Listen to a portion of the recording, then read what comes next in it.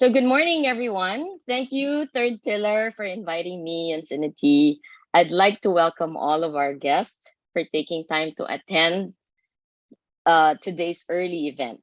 Um, Welcome to the new normal. I apologize that I'm not able to be present as I'm also currently on quarantine. So my name is Mimi De Dios. I'm the country lead for Cinity Philippines, and I am here to discuss prioritizing data as a strategic asset. The first slide shows an interesting list with facts and figures from a number of sources on what bad data is actually costing a lot of enterprises. So if you see the numbers up across the top, they are very substantial in numbers when you get into the details. But what looks interesting below are the stats that HFS Research did in April 2021, where they invited C-level executives and they were asked about the importance of data quality in their own organization.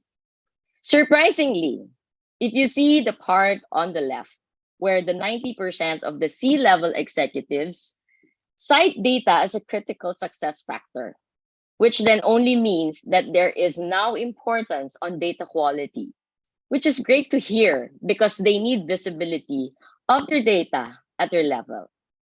And only 5% of them trust their data. So if we go down to the next level of executives, that 75% say that they don't have a high level of trust in their data. This only means there's a lot of work to be done from the business to improve their data. 89% believe that data quality is the key to the success of the business, which ranked even higher than the executive management acumen. So data is becoming increasingly important. And by this year, 2022, data will be the top three priority investments of companies due to its strategic business value and potential. So with that in mind, how will we help you prioritize your data as a strategic asset? So we came up with the 4 steps that we will tackle in the future slides. From moving from reactive to proactive approach, building a data-driven corporate culture, the technology that supports business outcomes, and the effective use of predictive modeling or AI/ML. So the first category is moving from reactive to proactive. First of all, what does it mean to move from reactive to proactive? So a lot of companies have teams of people across the organization that fixes the data. That when it breaks, either you make a call to someone that you can trust in the middle of the night to fix an issue and do manual intervention to what's causing the business interruption or failure, or probably there are issues that you can't create reports. So all of these issues were more difficult when we were hit by COVID-19. We have changed the way we do business, the way we operate. It was even harder to connect to our to their remote workforce because it's not as easily accessible for us to fix the problems. But whether we like it or not, it's here to stay. And we have to look at the positive side of things as well. So we need to increase the profile of getting it right so we become proactive than reactive. So the first thing we do is to be able to determine all the critical data, not just the data elements needed for your master data or customer data, but all the data that is linked or needed to support your business processes, like analytics or reporting. And we have mentioned in the previous slide also that we have to make sure that we have the right sponsorship, the right policies, and the right tooling or technology that's needed to improve data quality, to manage your data in order to support the business. So here's another critical item that is fostering a culture of data excellence. It comes back to this old idea that somehow IT owns the data. But in reality, the business needs ownership of the data. They are responsible for curating the data, managing the data, and make sure that the data is input back to the system correctly. So let's accept that there are a lot of data contributors, and maybe they are the source of data problems, but they may not be aware of it and is impacting already their business processes. So it's important to build a culture that will help these people to manage their data and the culture of taking ownership of the data. It starts from this. It really starts from the top sponsors that builds the culture of data excellence down to the people at the lower level. So as I mentioned, the first thing we have to do is to be able to determine all the critical data and the right tooling that we need to have, okay, to improve the data quality and manage the data.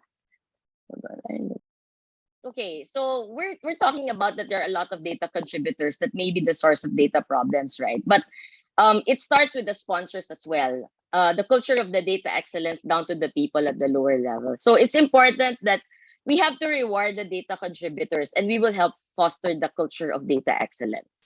So the next discussion is the technology. This is where Synity is a software-led services company, but there is no silver bullet to solve all your problems. There is no miracle drum that can solve all your problems. But first, we have to understand where is our company's maturity, where you are in your journey, in order to identify what are the right tools to help people. So part of implementing technology is understanding the level of technical know-how of the people in the company.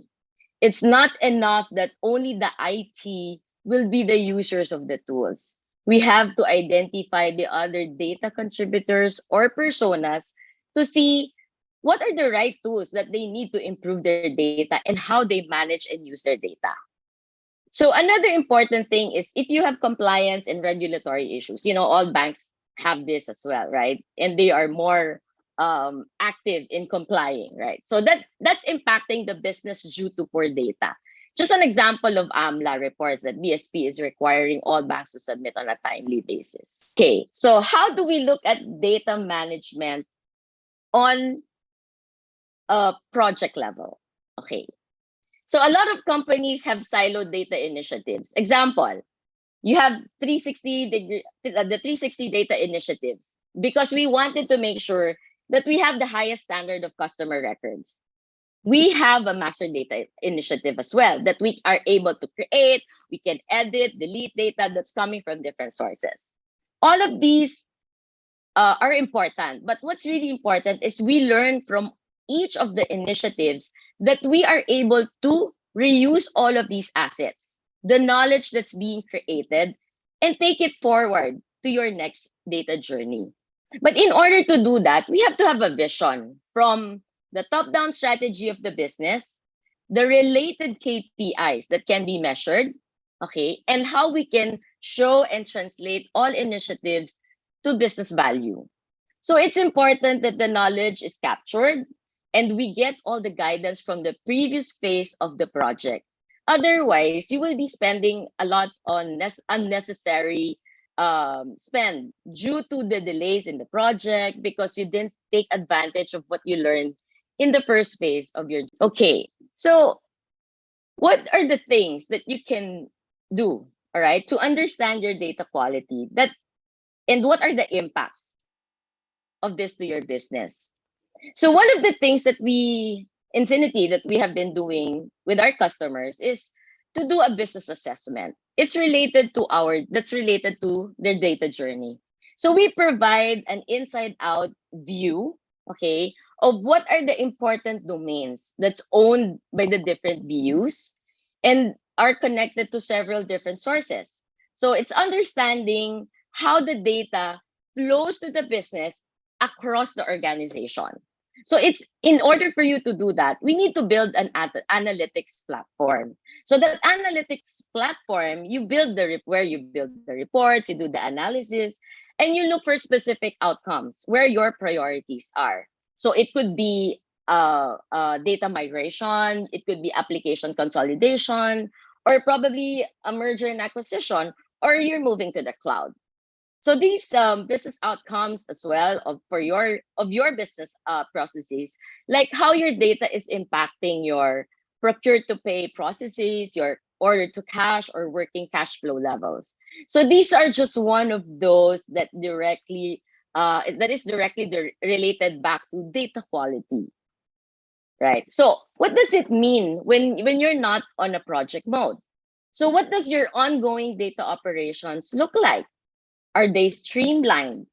Are they are there things that they need to improve, or if they improve their data, it will help their day-to-day operations?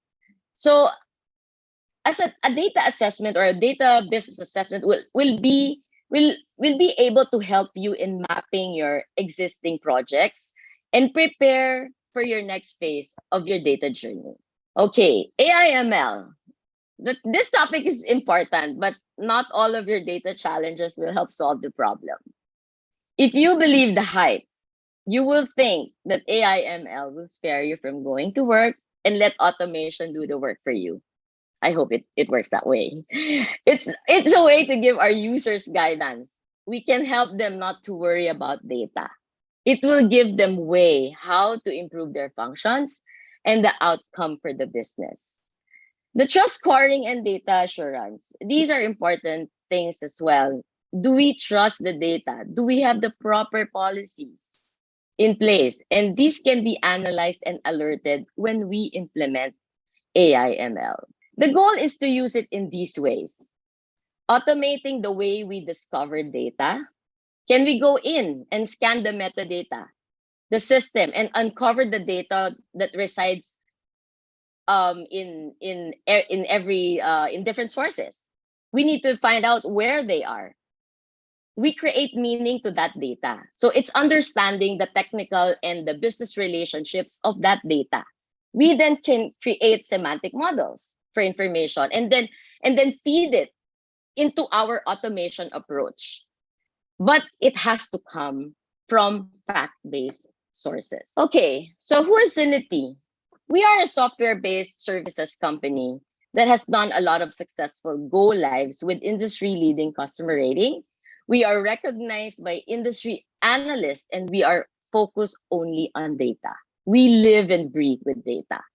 We have also global presence in 30 different countries on 6 continents, and we have been doing it for more than 25 years.